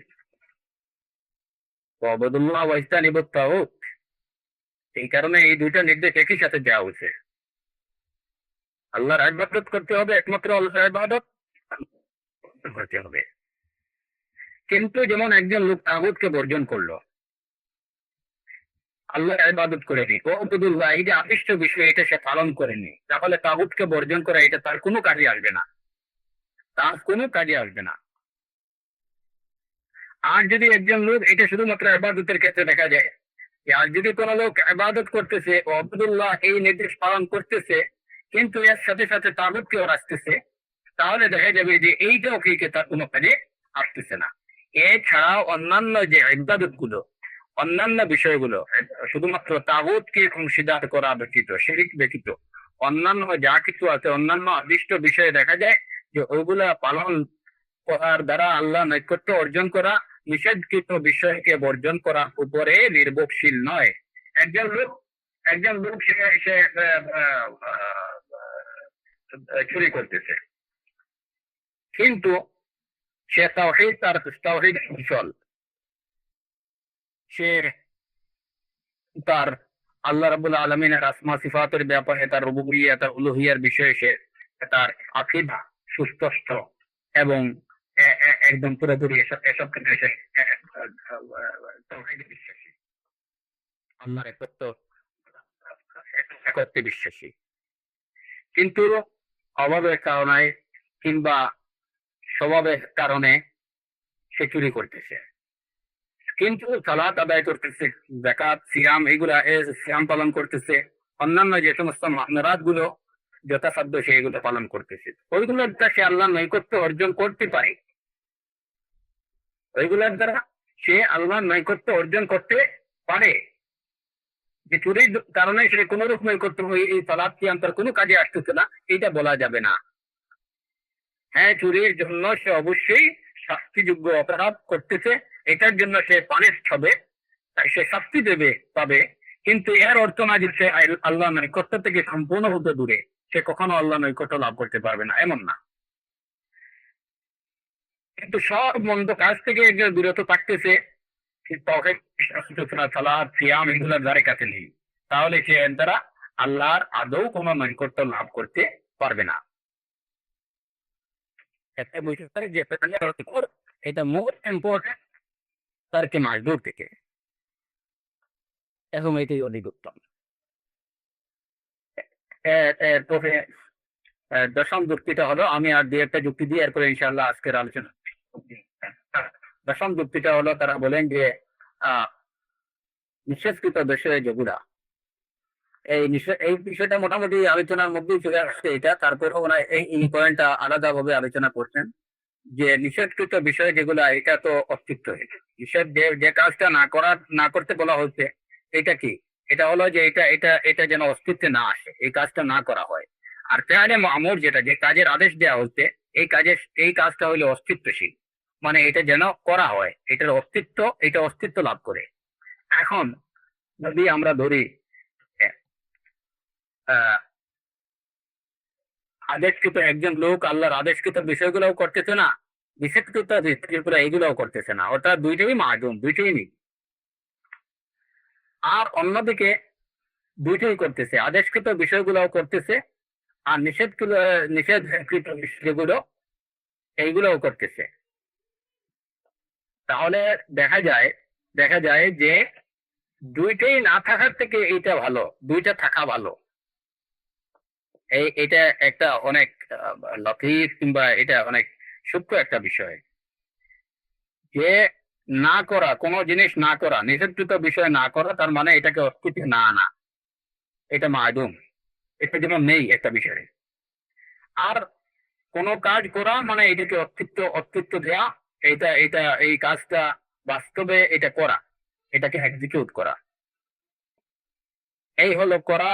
ফেআলে মা'মুর হলো কোনো কাজকে এক্সিকিউট করা, আর তারকে মাহজুর যেটা, সেটা হচ্ছে যে কোনো কাজকে অস্তিত্বে না আনা, এটা মানে কি রয়ে যাওয়া, অস্তিত্বে না আসা। এখন যদি ধরে নেন আপনারা যে একজন লোক কোনো মন্দ কাজও করতেছে না, কোনো ভালো কাজও করতেছে না, অর্থাৎ কোনো কিছুরই এক্সিকিউশন, ভালো কাজও করছে না, মন্দ কাজও করছে না, দুটোই মাধ্যম। অপরদিকে অন্ধ ভালো কাজ করতেছে, আল্লাহ আদেশকৃত বিষয়গুলো করতেছে, আর সাথে সাথে মন্দ সে কিন্তু বর্জন করা হতো তখন করে সে করতেছে, মানে মন্দ কাজও করতেছে, বর্জন করছে না, মন্দ কাজও করতেছে, ভালো কাজও করছে না, ভালো কাজও করছে। এখন এই অবস্থায় কোনটা ভালো? যে লোকটা ভালো করতেছে না, মন্দ করতেছে না, ওইটা ভালো? যে ভালো করতেছে এবং একসাথে মন্দ করতেছে, এইটা ভালো? সকলেই এইটুকু এই কাছে বললেন যে হ্যাঁ, যে যে লোকটা ভালো করতেছে মন্দ করতেছে, একেবারে কোনো কিছু না করার চেয়ে ভালো এবং মন্দ দুটো করাই ভালো। কারণ একটা ব্যাপার আছে যে মাই মামার চেয়ে কানা মামাও যদি হয় তাহলে ভালো। এখানে এই লোকটা ভালো কাজও করতেছে, তো ভালো কাজের দ্বারা সে কম বেশি ওর পাল্লা নৈকট্য অর্জন করতে পারতেছে, আর মন্দ কাজও সে করতেছে, এর দ্বারা সে শাস্তি উপযোগী হইতেছে। হয়তো পরবর্তীতে সে যখন বুঝবে তখন সবাই ইস্তফারের দ্বারা সে তার এই মন্দ কাজগুলোকে দেখিয়ে ফেলতে পারে। তাহলে দেখা যায় যে মন্দ কাজগুলো হলো এইগুলো আসলে অস্তিত্ব না করা, অস্তিত্বে না আনা। আর আদিষ্ট কাজগুলো হলো যেগুলো যেগুলো অস্তিত্বে আসে বা যেগুলো করা হয়। সুতরাং ভালো কাজ করা এটাই হলো, মন্দ কাজকে বর্জন করার চেয়ে ভালো কাজ করাটা হলো অধিক উত্তম। এটা হলো তাদের 11 নম্বর পয়েন্টটা হলো, তাদের যুক্তি হলো যে প্রত্যেকটা ভালো কাজ আল্লাহ জাল্লাহ ওয়ালা মানুষকে ভালো কাজের আদেশ দিয়েছেন, মন্দ কাজ থেকেই নিষেধ করছেন। মন্দ কাজগুলোই নিষিদ্ধ, ভালো কাজগুলো হলো আদিষ্ট। আর প্রত্যেকটা ভালো কাজের সওয়াব হলো 10 গুণ, এবং এই ক্ষেত্রে ক্ষেত্র বিশেষে এটাকে বাড়িয়ে দেওয়া হয় অনেক গুণ, এবং শেষ পর্যন্ত এটার প্রতিদান হয় বেহিসাব। আর মন্দ কাজের প্রতিফল এটা হয় তার সমপরিমাণ, যে পরিমাণ মন্দ সে সমপরিমাণ করতে হবে। আর نطبع أمثالها إلى 700 ضعف إلى أضعاف كثيرة। 10 গুণ থেকে 700 গুণ, 700 গুণ থেকে আরো অনেক বেশি বেহিসাব। ফজিলাতুল শেখ, কিন্তু হ্যাঁ, আপনার লাস্ট লাইনটা ফোন থেকে ডিস্টর্ট হয়ে গেছিল, আপনি আবার রিপিট করেন বিজনেল্লাহি তাআলা। 10 নম্বর না 11 নম্বর আছে? আফওয়ান, আপনি 11 নম্বরটা রিপিট করেন বারাকাল্লাহ। 11 নম্বর না, 11 নম্বরে যে পয়েন্টটা সেটা হচ্ছে যে যারা বলেন আদেশকৃত বিষয়গুলো অধিক উত্তম, মন্দ বিষয়গুলো থেকে সবর করার থেকে আদেশকৃত বিষয়ের উপরে সবর করা অধিক উত্তম, তাদের যুক্তি হলো যে ভালো কাজ আল্লাহ সুবহানাহু ওয়া তাআলা মানুষকে যত কাজের আদেশ দিয়েছেন সে সবগুলো হইলো হাসানাত, সে সবগুলো হইলো ভালো কাজ, উত্তম কাজ। যত বিষয় থেকে নিষেধ করেছেন সে সবগুলো হইলো মন্দ কাজ। আর দেখা যায় যে ভালো কাজের প্রতিদান হলো আল্লাহ জাল্লা ওয়ালা মানুষকে 10 গুণ দান করেন, 10 গুণ থেকে 700 গুণ, 700 গুণ থেকে এটা বেহিসাব অনেক অনেক বেশি দান করেন। আর মন্দ কাজের প্রতিফল মানুষ ভোগ করে তার সমপরিমাণ, যে পরিমাণ মন্দ করবে তার প্রতিফল সমপরিমাণ প্রতিফল সে ভোগ করবে, এটা বাড়ানো হবে না, কমানো হবে না। ভালো কাজের প্রতিদানটা হয় কমপক্ষে 10 গুণ, এবং এইটাকে আল্লাহ জাল্লা ওয়ালা বাড়িয়ে ও বেহিসাব করে নেন। এতেই প্রমাণিত হয় যে ভালো কাজটা এটা কি অধিক উত্তম, এবং আল্লাহ জাল্লা ওয়ালার কাছে আদিষ্ট কাজগুলো, আল্লাহ সুবহানাহু ওয়া তাআলা যে সমস্ত কাজের আদেশ দিয়েছেন এই কাজগুলো হলো অধিক উত্তম, এই কারণেই তিনি এগুলার প্রতিদানকে বাড়িয়ে দেন।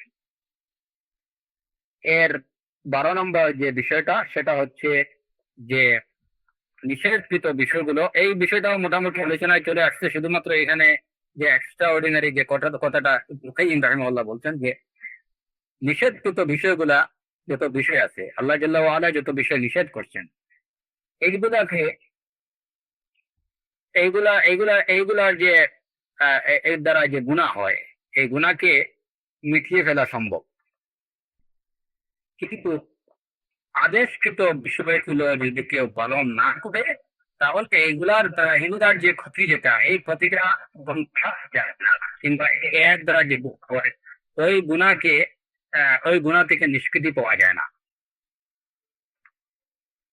যেমন এটার একটা উদাহরণ আমরা যেমন ইতিমধ্যে আলোচনা করেছি, ইবনুল কাইয়িম রাহিমাহুল্লাহ বলছেন আরেক পয়েন্টে যে আদম আলাইহিস সালামের গুনাহ ছিল নিষেধকৃত, তিনি নিষেধকৃত বিষয়ের উপরে ধৈর্য ধারণ করতে পারেননি, কিন্তু দেখা গেল যে এটা পরবর্তীতে এটা রিকভার হয়ে গেছে, আল্লাহ সুবহানাহু ওয়া তাআলা এটাকে ক্ষমা করে দিচ্ছেন।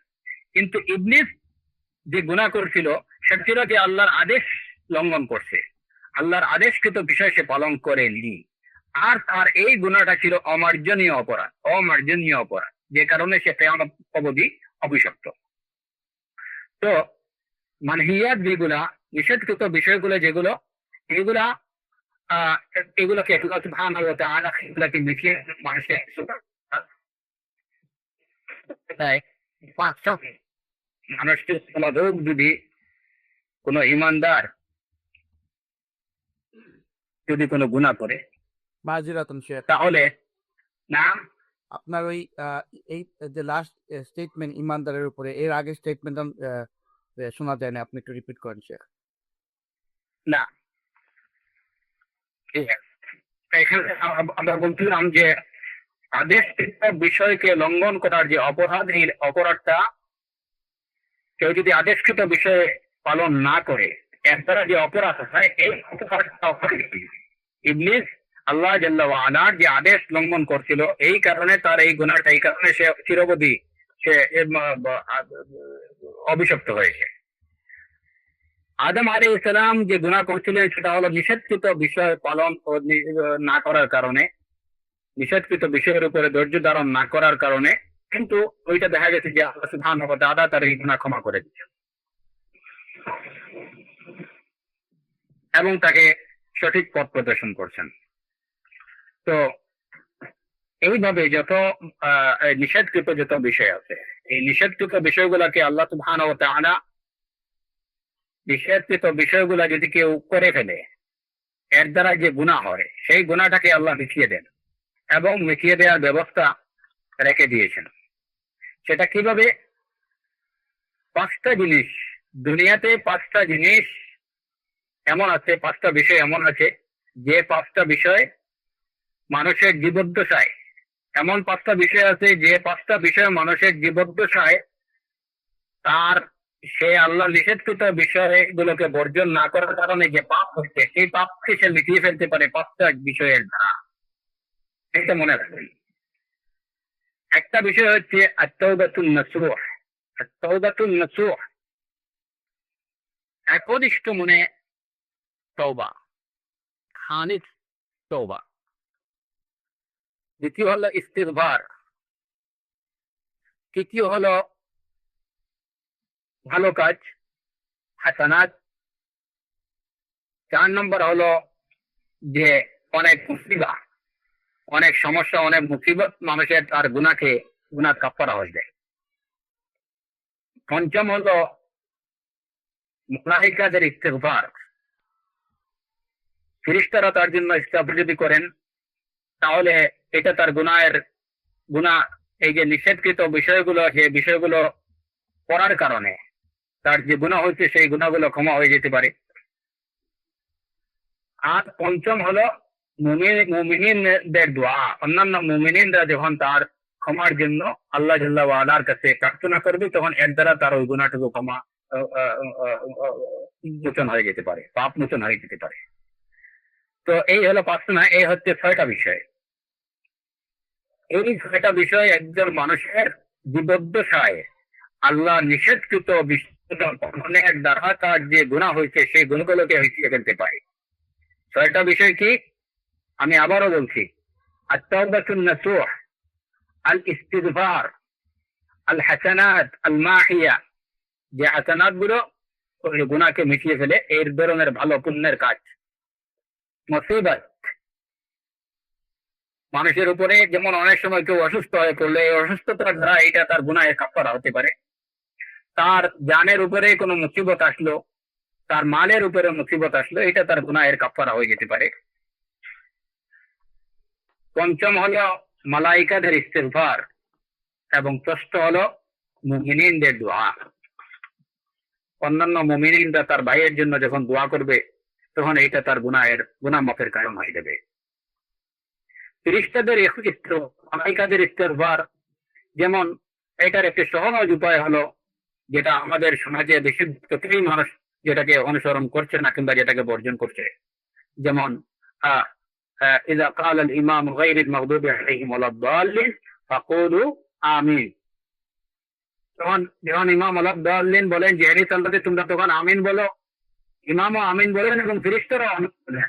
মান ওয়াফাকা তামিনুহু তামিন আল মালাইকা গুফিরা লাহু মা তাকাদ্দামা মিন যামবি। যার ফেরেশতার আমিনের সাথে মিলে যাবে, গুফিরা লাহু মা তাকাদ্দামা মিন যামবি। তো এই মধ্যে ফেরেশতাদের মালাইকারাও তার জন্য কি করেন? ইস্তেগফার করেন। একজন মানুষ, একটা লোক যখন ইলমে দ্বীন অর্জনের প্রতি চলে, ফেরেশতা মালাইকারা তার জন্য ইস্তেগফার করেন।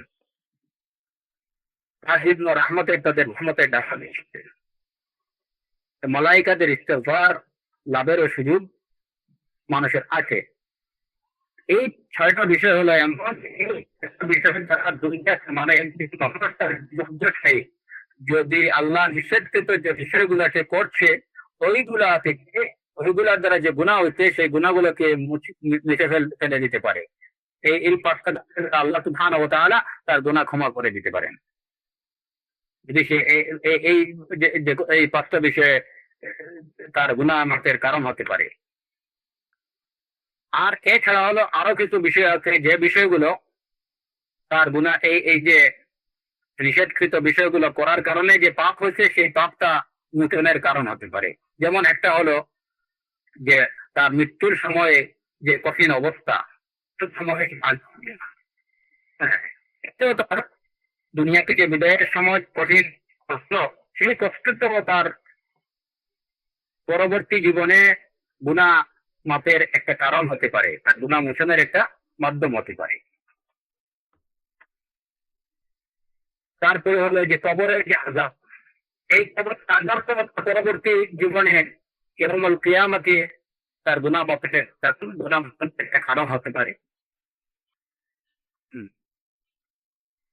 তারপরে হলো ইয়াউমুল কিয়ামা, সুপারিশকারীদের সুপারিশ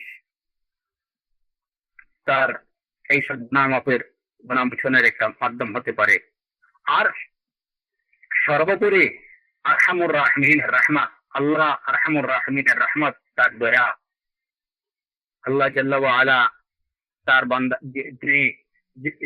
যদি চান তার কোনো বান্দাকে ক্ষমা করে দিতে, তাহলে কেউ তাকে কিছু জিজ্ঞাসা করতে পারবে না, তাকে ইচ্ছে তিনি ক্ষমা করে দিতে পারেন।